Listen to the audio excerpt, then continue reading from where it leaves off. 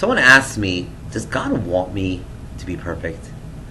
So I thought about it and I said, this might sound cliche, but God doesn't want us to be perfect. He wants us to try our best. And I remember a rabbi sharing with me that down deep we all want to do what's right. But we slip up, we make mistakes. And at times when we slip up, we feel bad about it. And we might even go a little bit extreme and we start feeling guilty and more guilty. And it can be very discouraging. And that's a bad thing. And he explained with the following idea. And he said like this, he says, you're a parent. I said, yeah. If you would expect your children to be perfect, that would make you a bad parent. Because how could your child be perfect? Of course he's going to mess up. A good parent understands how children work, and it takes time to develop, and we make mistakes. So God, who's our creator, He made us. He knows our hardwiring. He knows our dynamic. He's going to expect us to be perfect? Of course not. Because He's the best parent. And I remember a rabbi telling me another idea. And he says like this, he used the following analogy with a boxing coach.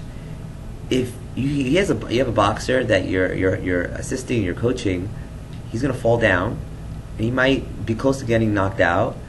What's the coach going to do? He's going to be encouraging. He's going to say, get back up, you can do it. He's not going to beat him down. Why are you falling down?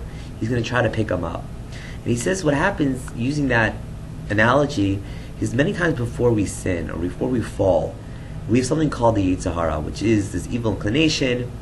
It's this voice inside us that causes us to stumble. Why would God do this? Why is this ultimately the best thing for us? That's for a different discussion. But the truth is that it's there. We have this voice. And before we stumble, it really is, the way it works is it's very relaxed with us, very calming.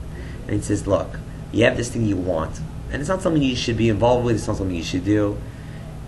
And He tries to encourage us. He's very relaxed. He says, look, you're American, enjoy it, everyone's doing it, and gives you all these arguments.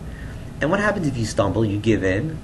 Right after, that same voice starts screaming at you, you evil one, you're nothing, you'll never become anything. And he's very, very strong. He's anything but encouraging. What happened to that voice? Because he wants you to feel bad. He wants you to feel guilty. He wants you to keep on stumbling. My rabbi said we have to flip it. That before we sin, or when we're right before we're about to do something we shouldn't be doing, we should try to be strong with ourselves. No, you could do it. You could overcome. Try to be strong.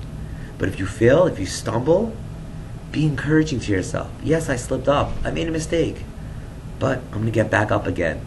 And I'm going to try better next time. We have to be positive with ourselves. We have to not feel guilty. Try to become better. That's what we have to tell ourselves. And hopefully with this strategy, this couple of thoughts, that could help us when we're faced with the challenge. We should be inspired, try to do what's right, and if we do mess up, we mess up. We're human. And that ultimately will help us be encouraged to keep on doing the right thing, and it will make us feel really, really good. I want to wish everyone a Shabbat Shalom and a wonderful week.